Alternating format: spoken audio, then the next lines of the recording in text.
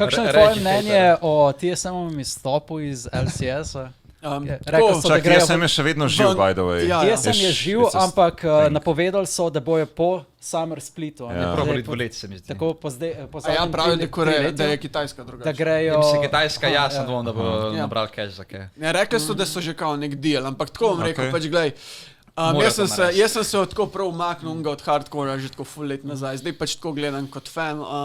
Ko je rekel, ki je CLG šel ven, ni mi bilo spet toliko bad, meni je bilo bad, ki je hoče odprodal. MMG-ju, ko si videl, to ni več CLG, kar sem ga jaz podpiral, veš, pač ko to ni uno in za TSM pa tako, dosti relevant mi je, bilo mi je zabavno, ko fajn so je začeli... šitat na TSM. Ne, zdaj tako so irrelevant tim, bilo je tako zabavno, veš, ko so bili na Worldsih, pa kar naenkrat niso bili in pa tako 3 leta niso bili in si uno, glej, dobili so, kar so si zaslužili, kar pač... Se čakam, kdo pa je bil v TSM-u že takrat? Mislim, Björksen je bil dolg časa.